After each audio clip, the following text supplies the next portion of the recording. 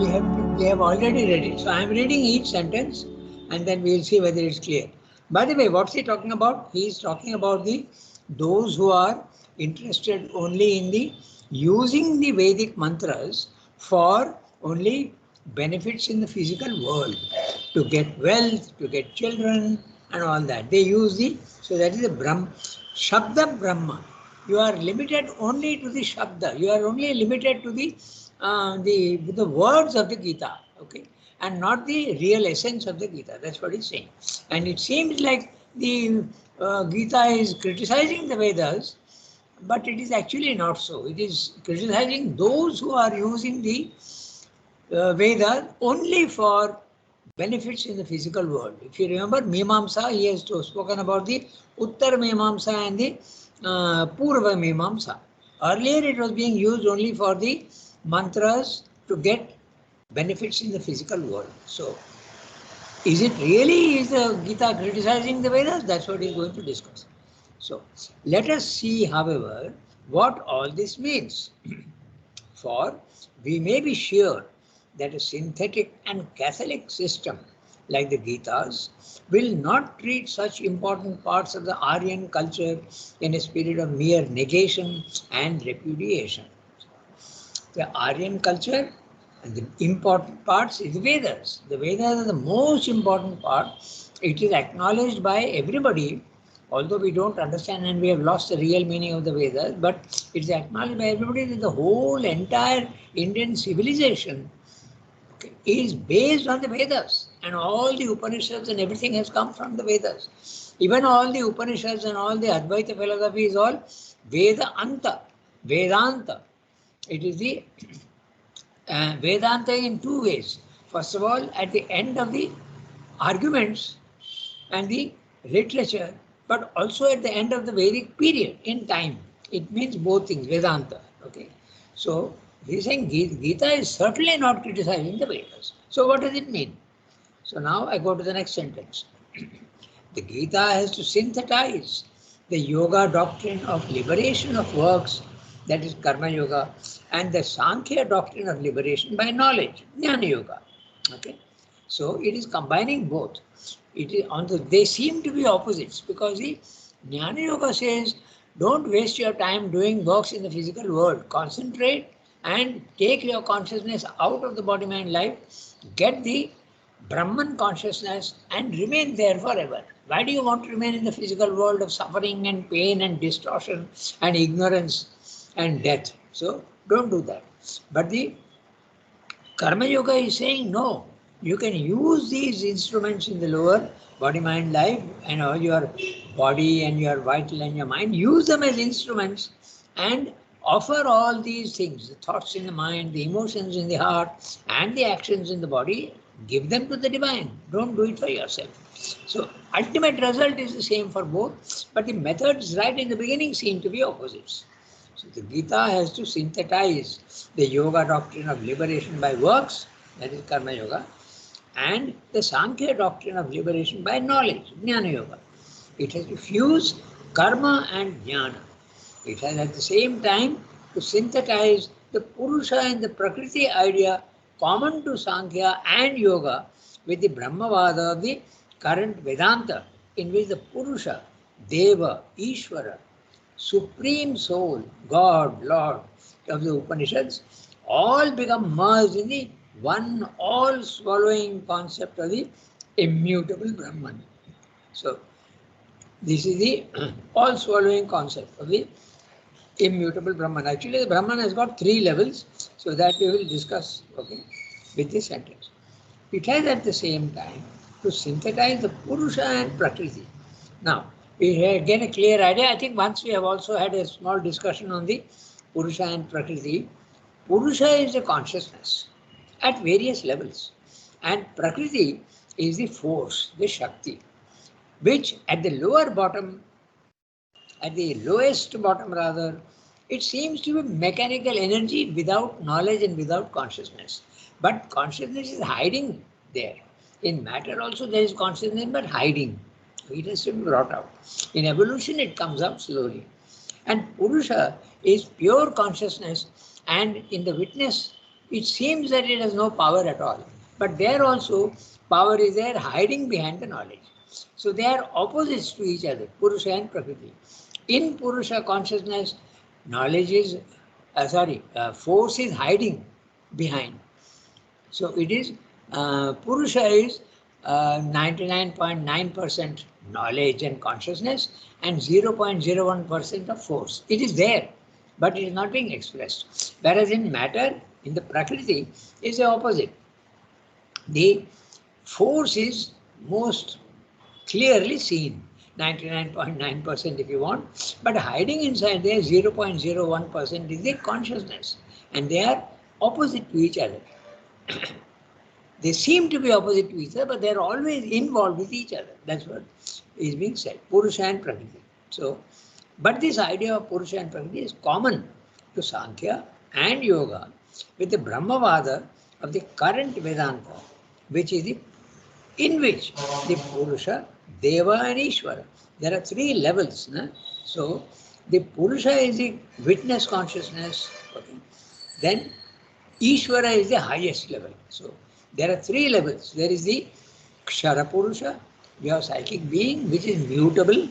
That's number one. Then there is the Akshara Purusha, which is the Nirvana experience and Brahman consciousness. Okay. Or in which the personal aspect of the Purusha comes up. Okay. So first there is the impersonal aspect, then there is the personal aspect, and then there is the third level, which is a combination of both. In the second level, mostly it is the impersonal aspect. But as you keep climbing higher and higher, even in the second level, you start getting glimpses of the Purusha. Purusha is the consciousness, but it is personal level. Okay, it is personal aspects rather. Okay, and finally at the highest level, everything is combined. All are there. It's a complete picture of the divinity. So this is what he's saying. And the Gita has to combine all these. And it has to bring out again from its overshadowing by that concept, but not with any denial of the yoga idea of the Lord or Ishvara. So, in all the three philosophies, there is small differences, but the Gita is combining all of them, depending at which level you are.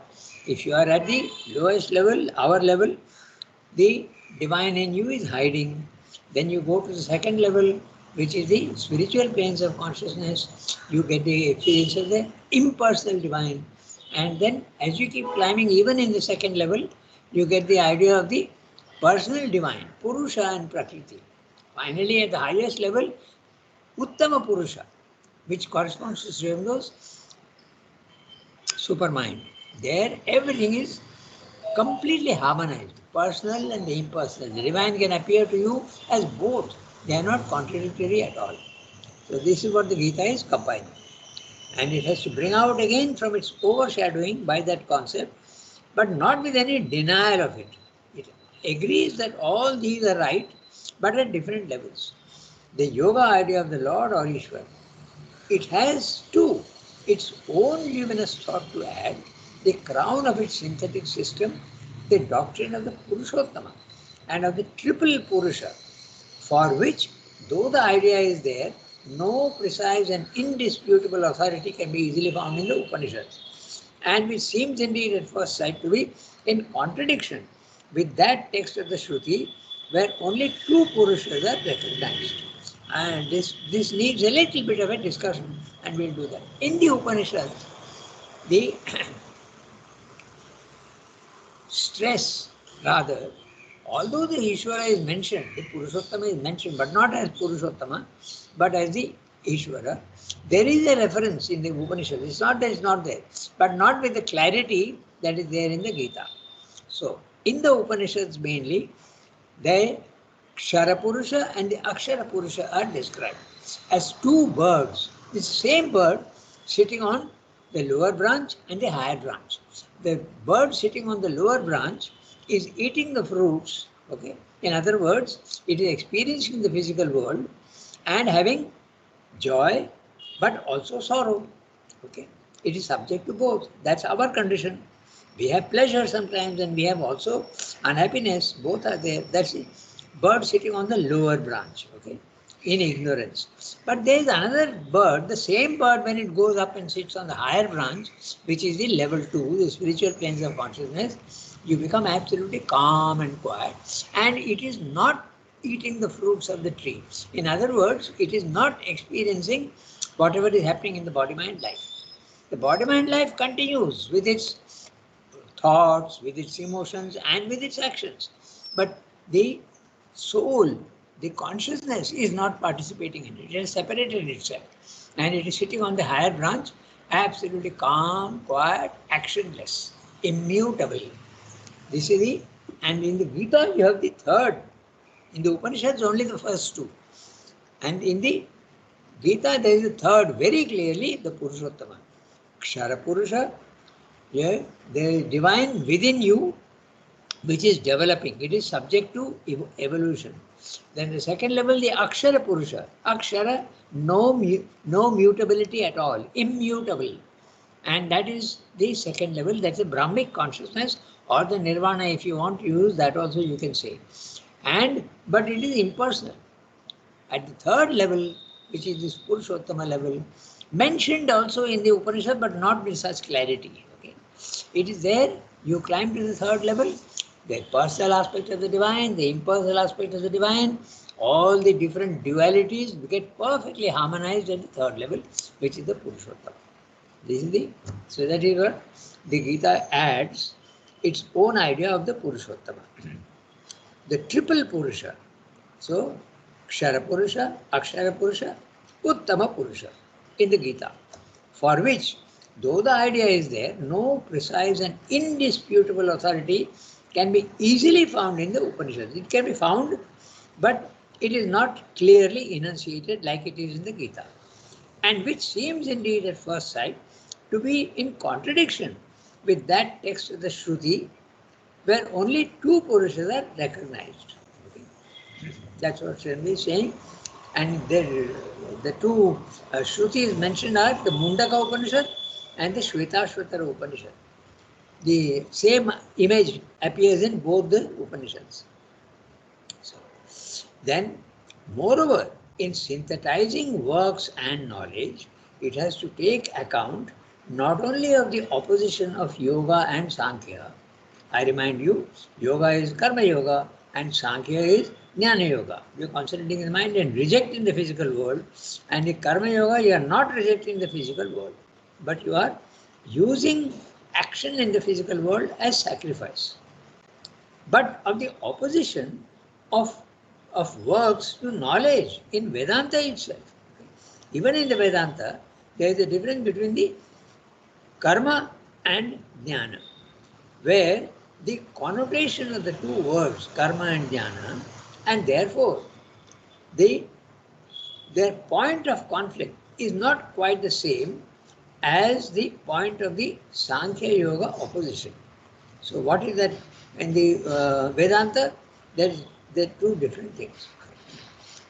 It is not surprising at all, one may observe in passing, that with the conflict of so many philosophical schools, all founding themselves on the texts of the Vedas and Upanishads, the Gita should describe the understanding as being perplexed and confused. Shruti Vipratipanna, that is the word being used. Shruti Vipratipanna, confused. Perplexed and confused, led in different directions by the Shruti.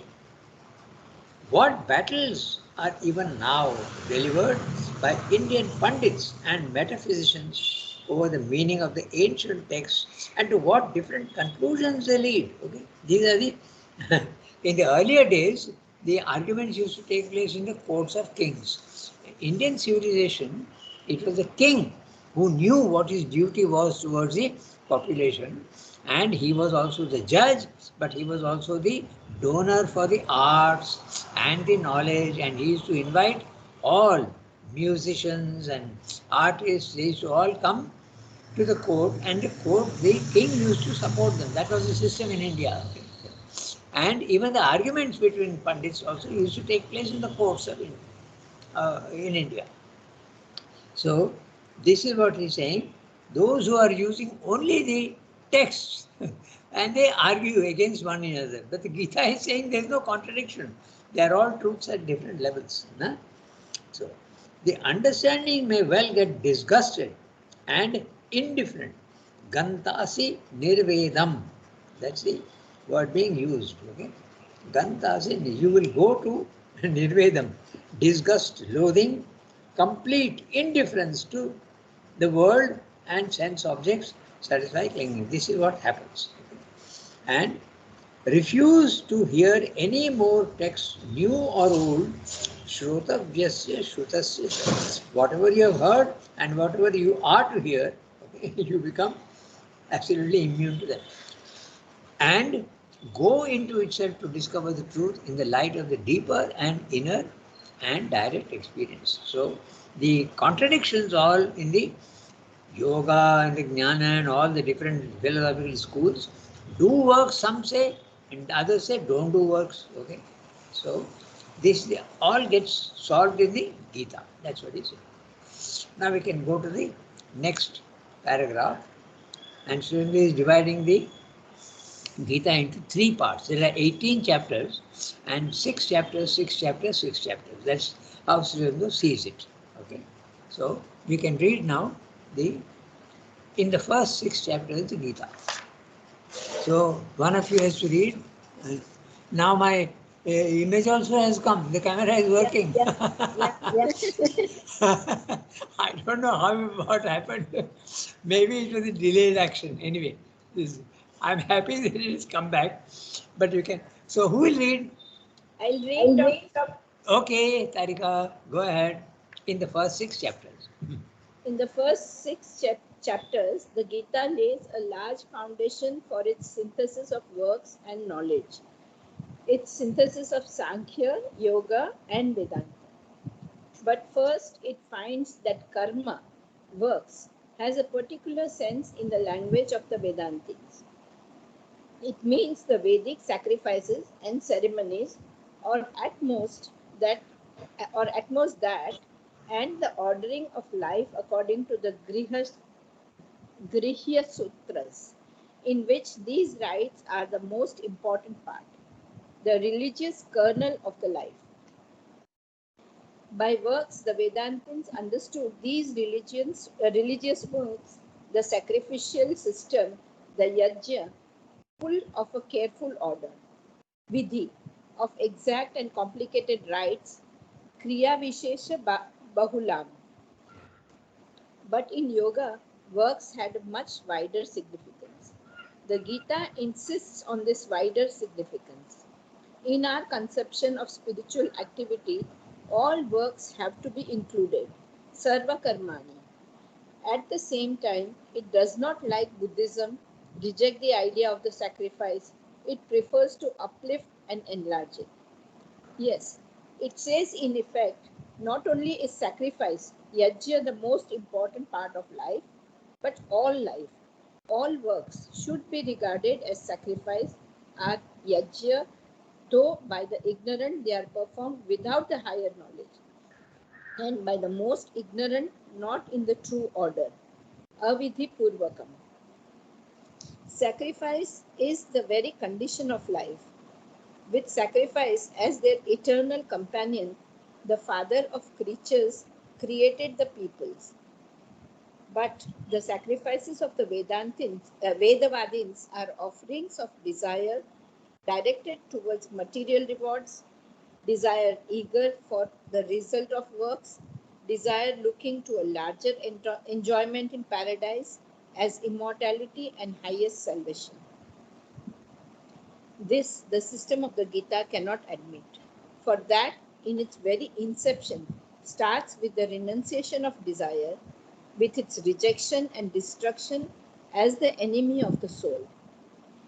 The Gita does not deny the validity even of the Vedic sacrificial works. It admits them. It admits that by these means one may get enjoyment here and paradise beyond. It is I myself, says the divine teacher, who accept these sacrifices and to whom they are offered. I who give these fruits in the form of the gods, since since so men choose to approach me. But this is not the true road, nor is the enjoyment of paradise the liberation and fulfillment which man has to seek. It is the ignorant who worship the gods, not knowing whom they are worshipping ignorantly in these divine forms. For they are worshipping, though in ignorance, the One, the Lord, the only Deva, and it is He who accepts their offering. To that Lord must the sacrifice be offered, the true sacrifice of all the lives, energies, and activities, with devotion, without desire, for His sake and for the welfare of the peoples. It is because the Vedavada obscures this truth and with its tangle of ritual ties man down to the action of the three gunas, that it has to be so severely censured and put roughly aside. But its central idea is not destroyed. Transfigured and uplifted, it is turned into a most important part of the true spiritual experience and of the method of liberation. Yeah. So we'll read what he's saying. Okay. So the Swami is describing the three systems: the Sankhya, the Yoga, and the Vedanta, and seeing their differences and their Gita's synthesizing of all these aspects. In the first 6 chapters, the Gita lays a large foundation for its synthesis of works and knowledge, the synthesis of Sankhya, Yoga, and Vedanta.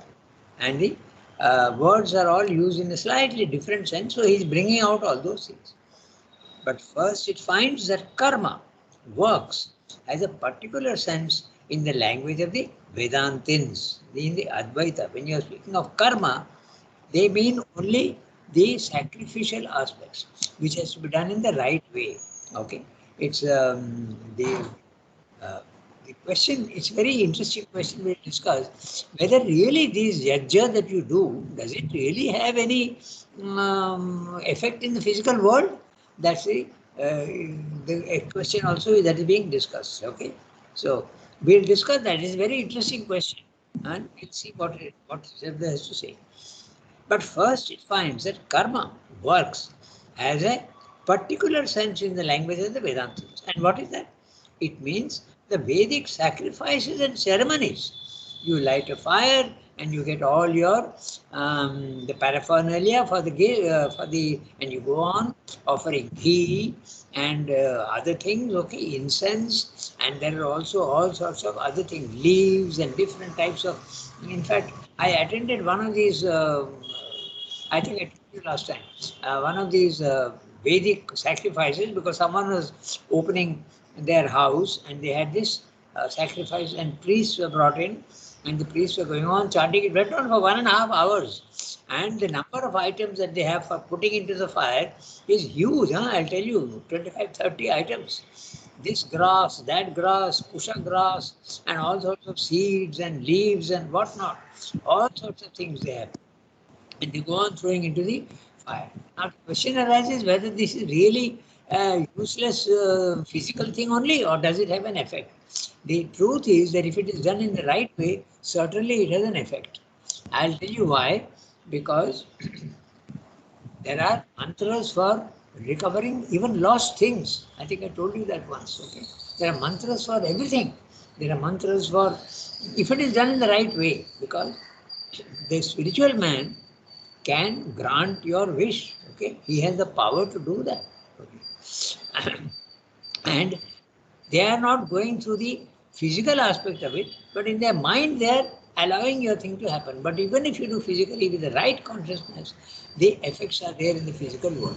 I'll give you one instance which will convince you. At one time in Pondicherry there was a big drought. Okay, and what she did was, she got our children, they were all red group children. I don't think any of you will remember because it was long ago. Okay, red group children. And the sign of water, there is a sign, particular sign. Okay, I don't know exactly, I don't remember what it was, but she made about 10 children or maybe less. Okay, take the form. So 1, 2, 3, 4, 5, they stood in this sign of the water, and they went on reciting, rain, rain, rain, we want the rain. And then they would move 10 steps and again repeat, rain, rain, rain, we want the rain. So what is this? It's a physical appealing to the rain gods for, but it's physical. And mother was participating in that. So if it is done in the right way, certainly it has an effect. So when you are doing yajna for world peace and all that, it can certainly have an effect. But it should not be only external and your mind is concentrating and going elsewhere. It should not be like that. It should be done with full sincerity. Then it certainly has an effect. The recitation of mantras also has to be done in the right way, even with the right pronunciation. There are many texts where they say the mantras have to be pronounced in the right way, because if you don't pronounce in the right way, the sound effect gets distorted. And if the sound effect gets distorted, the power of the mantra is in the sound. So it has to be correctly done. So definitely, yeah. We can compare it to our computers also, no? If we speak a little differently, the computer doesn't accept. Right, right. The sound, exactly, you have to give the same, then only it will accept. Otherwise, it will not accept. Yes. Right. Okay, so in the Vedanta, when you speak of karma, they mean only the sacrificial rites, okay? Only limited to that. But in the Gita and in certain those concepts, karma includes all works, because you can offer everything that you do to the divine. But there in the Vedic sacrificial rites, you are doing only that and concentrating on what you want. But you need not. Now, if I am even cycling and going to knowledge, I can offer that to the divine. I can think of him and say, you can even think that the divine is sitting on your as a pillion rider. Okay, so everything becomes part of the your life, entire life becomes part of the yoga. So that is possible. So the word karma takes on different meanings in the Advaita philosophy, in the Gita, as and in the instead of those yoga, integral yoga. Okay. So this is what he is being saying. So, and he has used the word Grihya Sutras. So Grihya Sutras, rituals and work containing directions for domestic rites and ceremonies. This is what has to be done, because suppose you are opening a house, okay, then there are mantras which is to be recited for that occasion. Then when you are opening a conference, okay, and many people have come for the conference, again you can recite certain which are relevant to that occasion. Things like that. When you are beginning the education of a child or giving his first solid food, all these there are particular mantras which have to be decided. These are the Grihya Sutras. They are the rituals and works containing directions for domestic rites and ceremonies, only physical. But these mantras do exist. So that is what he's saying. Advaita used to think that, so that's why they decry the karmas. But it can be used in another way also. The karma is not only limited to Vedic sacrificial rites, but also all works. That's what's in this article. So I read the text, okay? But first it finds, what is it finds? The Gita, that karma works has a particular sense in the language of the Vedantins. It means the Vedic sacrifices and ceremonies, or at most that and the ordering of life according to the Grihya Sutras. So, the Griya, as I told you, Grihya Sutras are, okay, Griha Pravesham, if you want to do, there are things, mantras which you decide for that, in which these rites are the most important part, the religious kernel of the life. There you are, the religious kernel. This is superficial, okay. But if it is done in the right way, it can have an effect. Okay. So, the sacrificial system,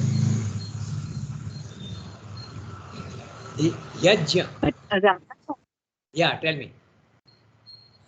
no, I mean, when you do the yajna and Yeah. then you put ghee and sandalwood or leaves, that represents something. No, it is not actually physically what they put, right? I That's thought it exactly was containing that's something. yeah. You have, that's why it has to be concentrated in the inner meaning, and you continue with the outer existence. That's right. Okay. That's correct. So That's if you exactly what. don't put the Then no, it has but if no you effect. don't put the thing like Yeah, then it has no effect. no, but If you, if we have the concentration, that it doesn't have an effect. no, it has. If you concentrate correctly on the meaning, okay, and the inner meaning, and continue to do the physical works, it has a double effect, certainly. You can have the effect only with concentration also, but when you do it with the physical, then it is integral, no? So it has a power. There's no doubt about it. In fact, Swayambhu says, when you are when you are doing the devotion to the Lord, there are three aspects. Okay, in the synthesis, he says that, and since you are raising the question, we might as well discuss it.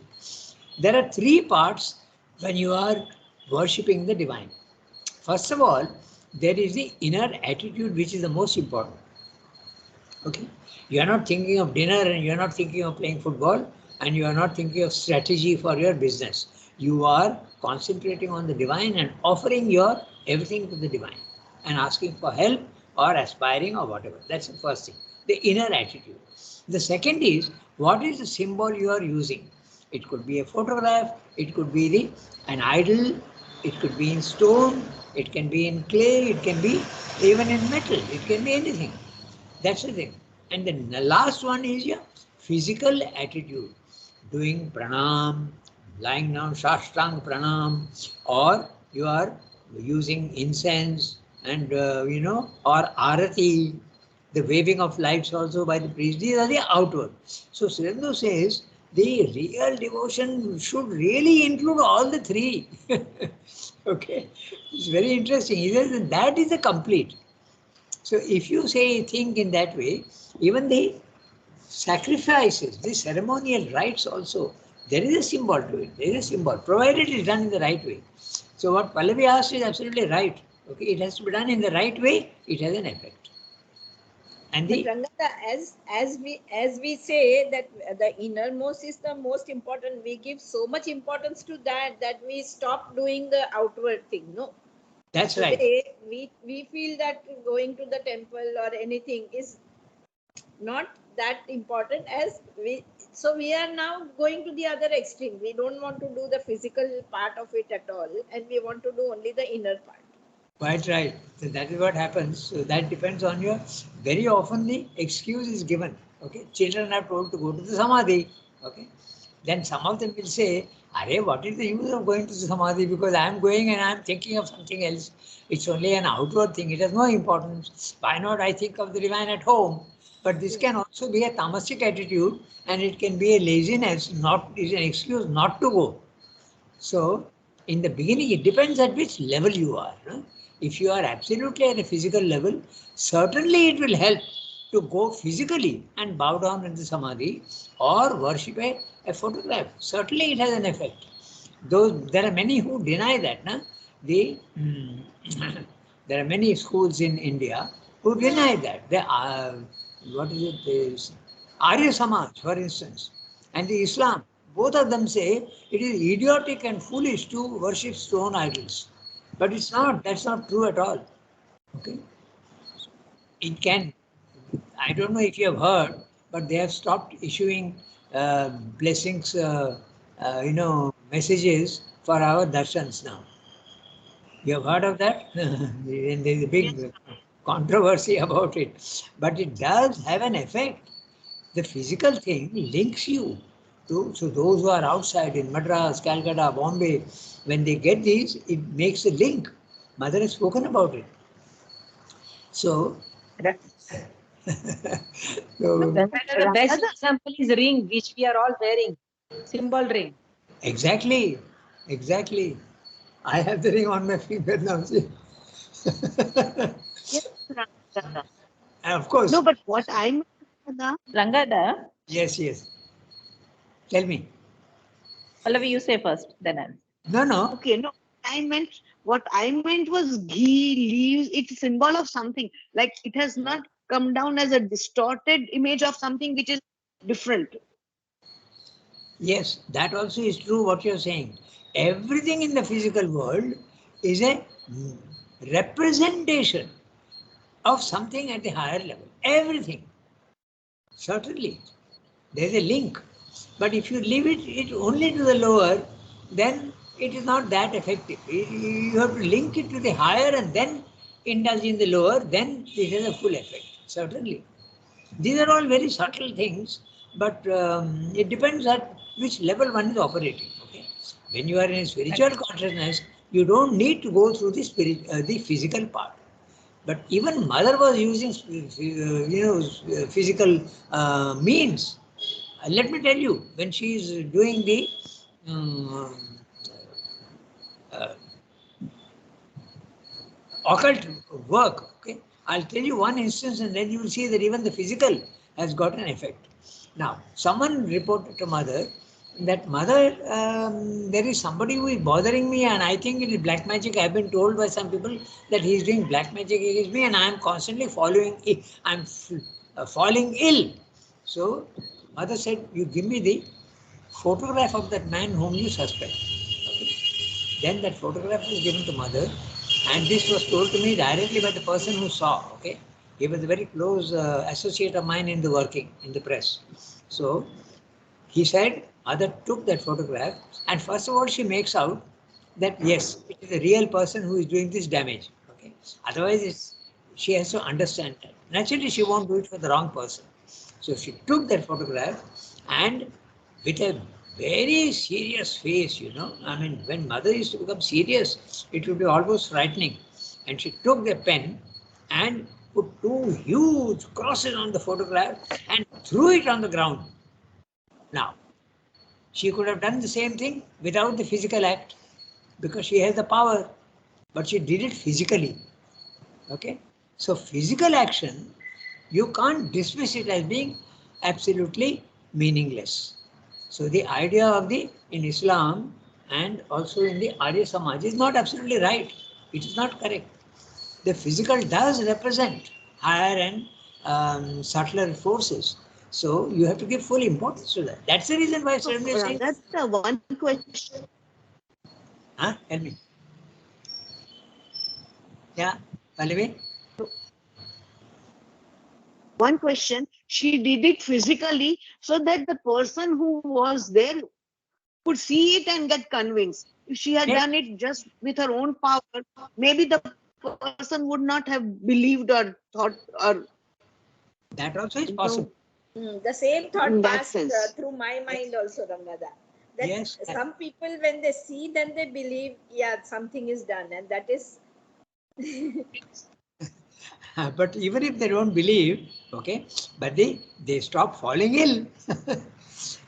No, that also is there. No? So No, there are no, so to convince the person. yes, it's possible. Convince the person that it won't be done anymore. Yes, what you're saying is possible, quite possible. Anyway, But it is quite possible that we don't know the occult world. We have no idea of the powers of the occult world. So yes, maybe something may have to be done physically in the occult world to yes, produce the desired effect. yes, yes, that's exactly what we are discussing. But it can be done also without the physical, if you have the power. Okay, certainly, certainly. It is important. So this is what exactly being discussed. Okay. So now, Archana Dev was saying something. I think she's. okay, Archana Di, tell me, have your say.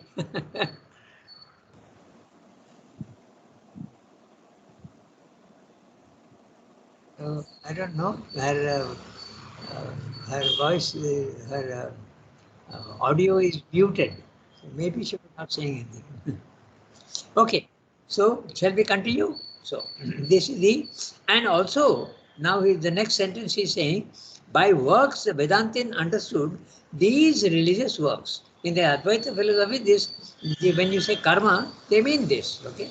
So that's why in the Gita, the When you are doing only the karma, okay, then that is what is being criticized. When it is being done in the wrong way, that's what is being criticized. By work, Rangada, yeah, Rangada, sorry. yes. I was on the way, that's why I had muted. I've reached. Yeah, I wanted two things I wanted to tell here. I just Ah, wanted to what I understood. See, first thing about the sacrifice, ah, the physical. I think people are at different levels, sacrifices at different levels.